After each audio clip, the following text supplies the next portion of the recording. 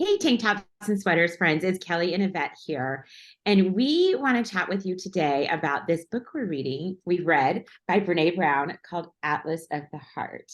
And as you can see by all of our marks, these were well-read books. Is a fantastic book where Brene goes through, I forget how many emotions is it? Oh my 87? gosh. I didn't Yeah, even there's a lot of count. emotions in here. There's a There's a lot. lot of emotions. But the way she talks about it, and she does this in order to recognize, name, and make sense of our feelings and experiences. And she talks about the four things at the beginning of the book that we have to do to understand how they show up in our bodies and why, which is the biology of it, to get curious about how our families and communities shape our beliefs and the connection between our feelings, thoughts, and behaviors. That's the biography of it. Yeah. And then to examine our go-to behaviors, and then the last one is recognize the context of what we're feeling and thinking, what brought this on, the backstory of it. And so Yvette and I were just talking about how amazing it is, how needed it is to be able to go through and read about these emotions and have words for them, have language for them, and be able to recognize in ourselves when we're feeling it. And some of them, like I got confused about like envy and jealousy. I was like, ooh, that's a good way of like differentiating between the two. So we're going to talk about some of our favorite things in the book, and then we'd love for you to leave us a response at the end and tell us some of your favorite things if you read the book. So Yes. Yvette, what was your favorite parts of this book?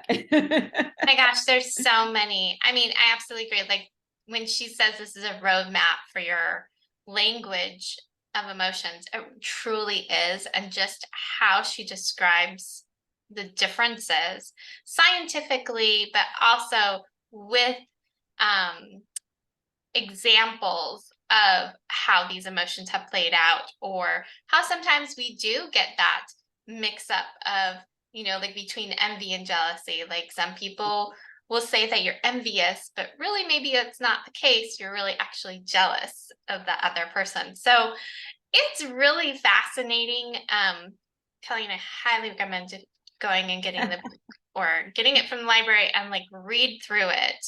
I think I'm on my like second read through because I feel like Same. there's just so much more to absorb and to see and to learn. So it's really awesome. Every Um, time you read it, you get a little bit more out of it, yeah, right? yeah, you Yeah, same. definitely do. You definitely do. Or it's like a different moment in your life and you maybe experience a certain emotion, or going through Mhm. something that's like, oh, I really resonate with this one. Okay, this is exactly how I'm feeling right now. And it's kind of a validation for you to say like, oh, I have a word for this, or I have a definition of this. This is why I feel the way I do. And that's super helpful to help you then kind of move on from that emotion, to be able to move through whatever it is you need to move through. So I love that. But what resonated to me, the first one off the bat, because I have a lot of perfectionism going on around in my household right now. Same. Hmm. But yeah, just the whole section on perfectionism was just like, oh, yes, yes, yes. Like I Yes. have so many marks on perfectionism. But her definition of perfectionism is a self-destructive and addictive belief system that fuels this primary thought. If I look perfect, live perfectly, work perfectly, and do everything perfectly, I can avoid or minimize the painful feelings of shame, judgment, and blame. I'm like, whew, that is such the truth. And it really just like hits right here in your heart, because it's so true. Some of us really cling on to that perfectionism of I have to be, instead of allowing ourselves to be like, this is who I am, and accepting ourselves for who we are, um, and being proud of who we are and what we've done. We're definitely some of us are afraid to fail, because Yes. we will look less than. And that was something she also kind of touched on saying perfectionism is externally driven by simple but to potentially all-consuming question, what will people think?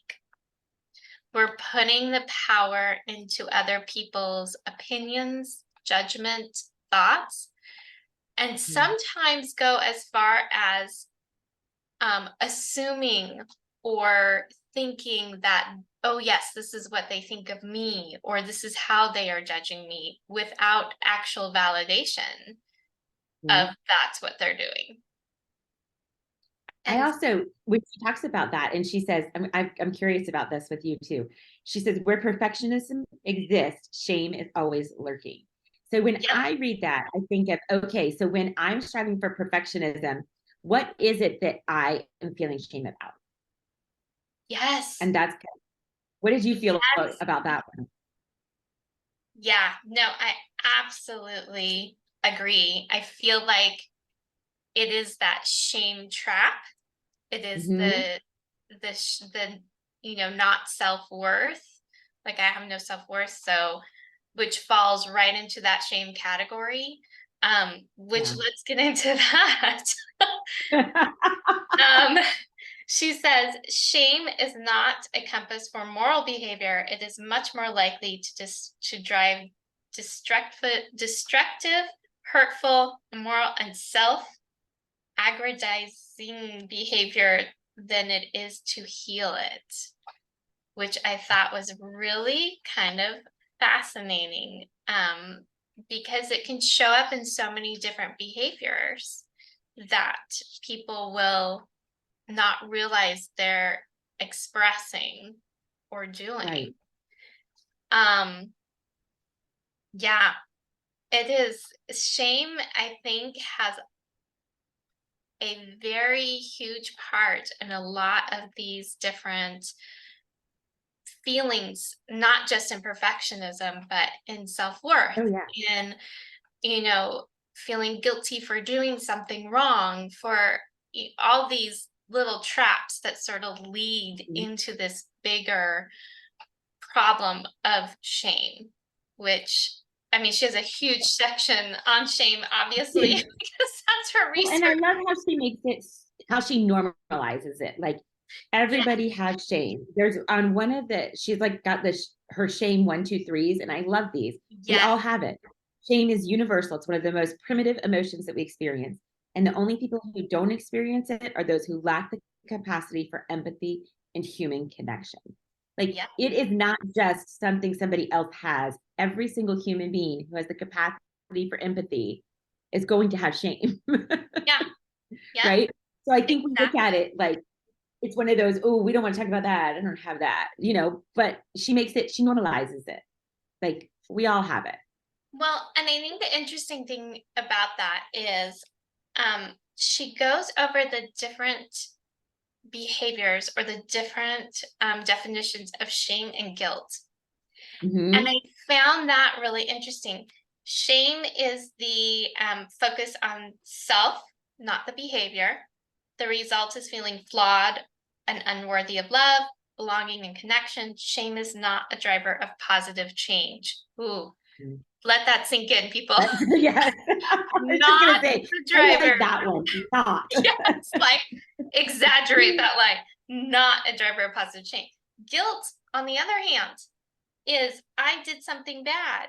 Guilt is the discomfort we feel when we evaluate what we've done or failed to do against our values.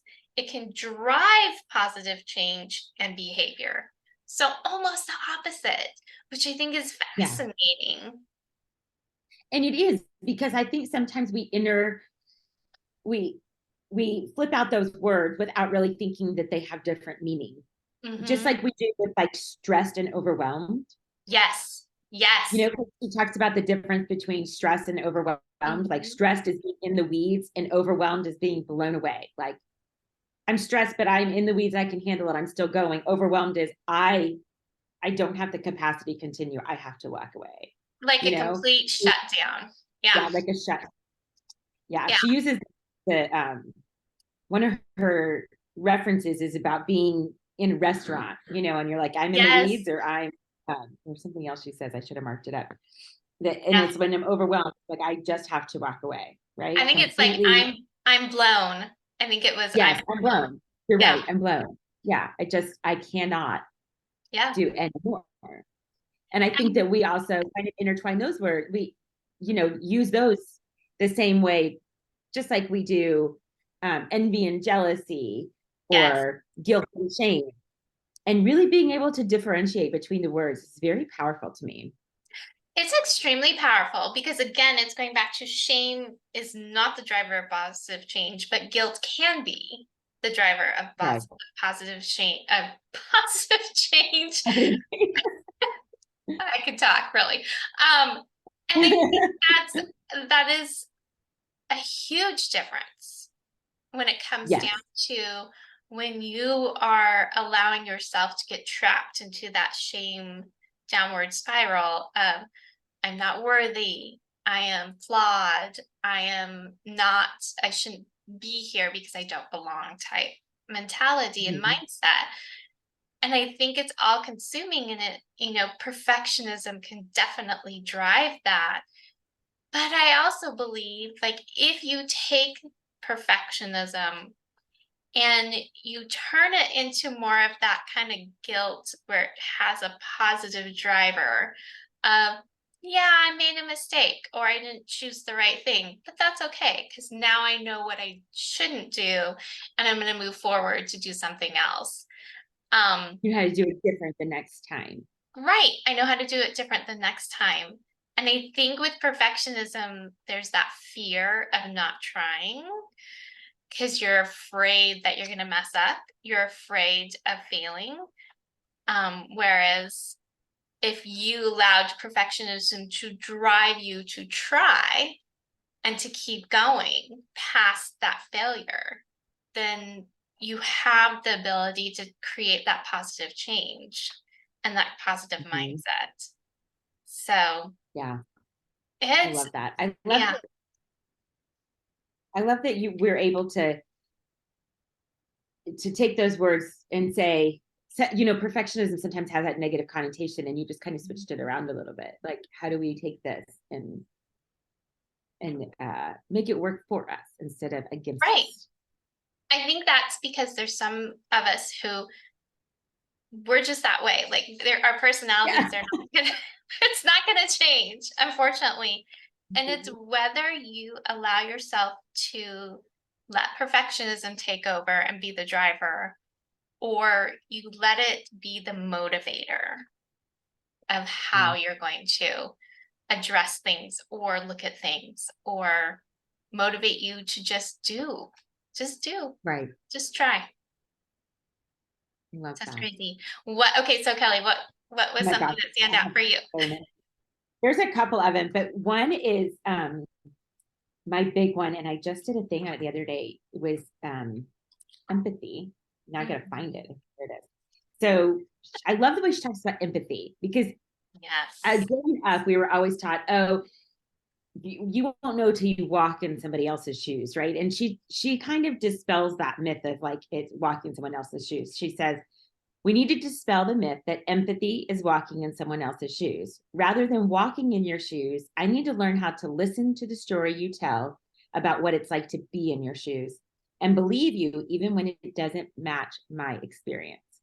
And I feel like in the world today, we are so divided, and Mhm. it's my side's right, your side's wrong, no matter what it is, right? I feel like there's always like this, we have to have this thing of opposition instead of having empathy and saying, okay, I may not think the same way, but I believe you when you tell the story that that's the way you feel or that's what you believe. Right. And I think that's where I really would love to see a shift in the world, is for everyone to be more empathetic, right? That it's taking a different perspective. It's like I joke with my sisters because we could go through the same experience and have two totally different stories for it because we experienced it differently, right? We were all in the same house. That is, yes, that is a huge It's, thing. yes, but it's like that is the way you experienced it, and it is not wrong or right because it doesn't match the way I experienced it. It's just different. And so having that empathy instead of telling someone they're wrong or that's not the way it went, to be able to say, I believe what you're saying, that's being empathetic, right? And so I think that that's a really, I think it's a really strong word to dig into. And Oh, she talks huge. about a tool for compassion. And if we need more of anything in this world right now, it's compassion. Yes. Oh, completely. Completely. And Yes. going on that, with your sisters, I encourage anyone to sit down with siblings if you have any, and Yes. talk about like your different, talk about experiences that you both had, but how different your points of view or how you felt during those experiences, how Right. extreme it can be for somebody, for the other person compared to your own. And it's very, Mhm. very eye-opening because it's a lot of, oh, well, that's not how I, felt at the Remember it, right? or that's not how I remember it. And it's so fascinating because it's a great conversation to open up, but I think it's also a great open door for empathy of having like your story isn't necessarily wrong, my story isn't necessarily wrong. It's just that's how I felt during that moment. But Yeah. being able to sit down and talk about it and share those feelings and being willing to listen. I think that's a And huge that's it. I think it's exactly, it's that willing to listen. It's the Mhm. stepping out of judgment, as she calls it. Yes. Stepping out of judgment. I'm not here to judge you. I'm here to listen and I'm Mm, not putting any value on it. I am here to just believe what you are saying. right. No judgment. And that's what empathy is, right? Right. It's not like I feel sorry for you. It's I believe you. And sometimes shit that sucks. Yeah. And that's, in saying that, but it's really staying out of the judgment. And I think that's where listening comes in. And that's hard sometimes for us. I feel like we are natural born judgment. Like that's just in Mm-hmm. us. We're constantly comparing, judging. It's just, I think that's a natural thing for us to do. But I love challenging myself into, why are you thinking that? Where did that Mm-hmm. come from? Okay. And how are you going to change that? Yeah. And My own sometimes thought it's even process. just recognizing it. The first step is Yeah. just recognizing it, Yeah. I Yeah. also love how she says empathy is a tool for compassion. We Mhm. can respond empathetically only if we are willing to be present to someone's pain. If we're not willing to do that, it's not real empathy. So Yeah. if we are not willing to be present and see their pain and understand their pain and believe their pain, then that is not really empathy, right? Yeah. So it's Yeah. really that's where compassion comes in. I also thought it was But I love that. I interesting, love. and I wanted to get your take on this. She went on to say that most researchers agree that there are at least two elements to empathy: cognitive empathy and effective empathy. Cognitive empathy, Mhm. sometimes called perspective talking or mentalizing, is the ability to recognize and understand another person's emotions. Effective empathy, often called experience sharing, is one's own emotional attunement with another person's experience. So I kind of think I love that too. And I kind of think of it like the cognitive empathy is almost like when you're with your therapist, right? Yes. That's the way I think of it. Like because they have a different perspective and the perspective taking and they're recognizing what emotions and understanding your emotions. Mhm. But like if I shared something with my kids, I think it would be more of like effective empathy because when your kid is hurt, like you feel Oh yeah. hurt, right? You Oh yeah. feel their pain. So to me, that's the way I kind of looked at it was I like like that. Yep. a therapy kind of empathy compared to like a family personal kind of empathy. Yeah, I absolutely agree with that for sure. I mean, it's really interesting because I almost feel like the two could play into the same scenario. Yes, I agree. Like, I feel like you could be cognitive and effective at the same time, Yes. depending And I on, guess I think it just depends on the situation. yeah, the situation and who Yeah. you're talking with and how you Mhm. relate. I mean, yeah, definitely with kids, it's like you're feeling what they're feeling. Like when it hurts you. Exactly. Yeah. Exactly. But as we were talking about compassion, we also were talking, Yes. she was talking about boundaries. Oh, We're talking, yes. yes. Yes, yes, yes, girl. I Boundaries. gotta find it. I have so many things marked in here, Yeah. but it's Boundaries. actually one of the best quotes she has is by oh my goodness. Do you I have have it? it. Yeah, you Okay, want me yeah, to go for it. Yeah. go? Boundaries are the distance at which I can love you and me simultaneously. Um, Hmm. Preetus Hemphill is who Hmm. quoted that. Um, I which, love that. yeah, it is amazing because it's so true. It's Well, so, it's like how many times when we were growing up did you think of a boundary? It's like a this hard line, right? Which it is a hard line, but you think of it as kind of like I'm being mean or I'm being mhm, disciplined or something like that. But to be able to say, this is how I can love you and me at the same time, mhm. I have to be able to turn my phone off or I have to be able to do this. Um, I remind my mom about that with work, like boundaries. Mhm, yes. you Yes, know? girl. Yes. Yes. It's yeah, when I agree with you because when I was little, when you talk about boundaries, it was always described as like that hard line in the sand. Mhm. You know, like you're Yes. setting that boundary or you're putting up that wall or it's boundary was always like protective. But Yes. I love that yes, it is protective of the love that you have for yourself.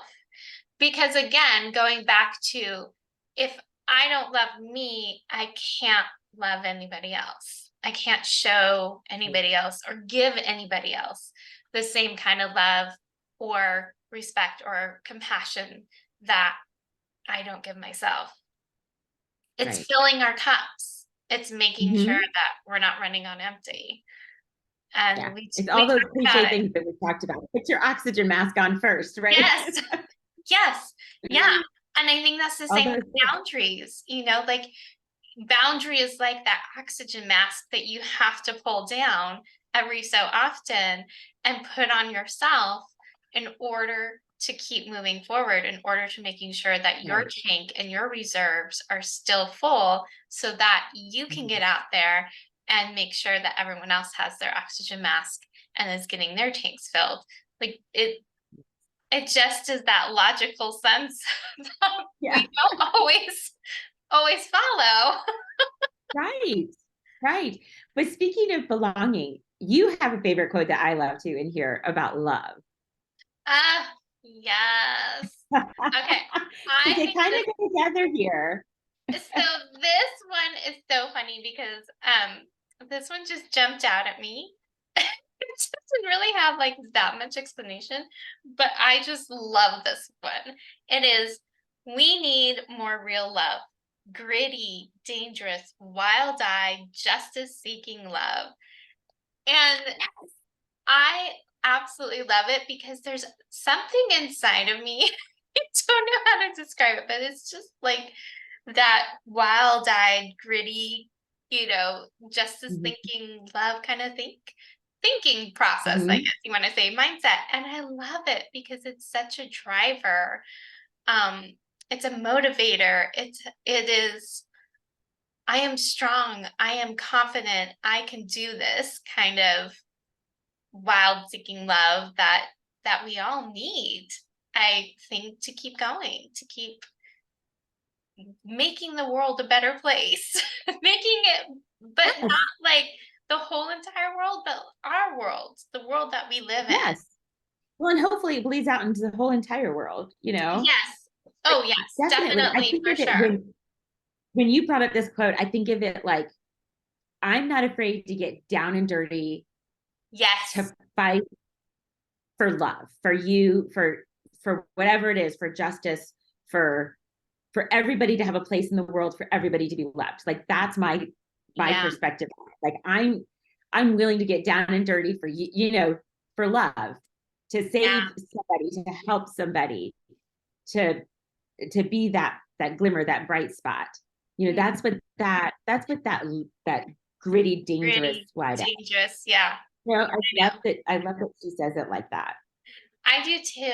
And it's just fascinating on how she describes love and where she takes it. It's love is not something we give or get, it is something that we nurture and grow. A connection that can be cultivated between two people only when it exists within each one of them. We can love others only as much as we love ourselves. Exactly. And you know, that brings her back to when she talks about belonging. And I just read a blog about this. When she talks about belonging, and we can't belong anywhere until we belong to ourselves. Yep. And so the same thing is finding that love and belonging internally before we can find it out in the world. Exactly. So I love that. Exactly. And then it kind of makes you reflect on your relationships that you have of the people that you do love. You know, it can be mothers and fathers, it could be your siblings, it could be your children, it can be your spouse or your partners. It's, you know, or your friends. It's just, you kind of sit there and reflect on that kind of love and relationship that you may have with each of them. But it all comes back to, again, how you love yourself. And if you're not setting boundaries, loving yourself, putting the oxygen mask on, you cannot love others the same way. Right. There's one more at the end that I love. I was going to say, is there one more? There is one more at the end I love. And it's at the sort of towards the end of the book, before she talks about like cultivating a meaningful connection. And she says, I'm here to get it right, not to be right. And that really hits home. Yes. We are not to be right. We're trying to get it right. And to get it right means having empathy and love and compassion and just being an honest, being true to yourself, because you have to find that within yourself. And we're not going to be right or get it right the first time. It's going to take time. And that's the getting it right. I'm here to keep trying to get it right. I'm not here to be right. And that really hit home with me. I love that. I agree. I absolutely agree. And to keep trying, like you said. I think these last few years, I feel like I've been on a journey of learning new things, learning to allow myself to grow in different ways.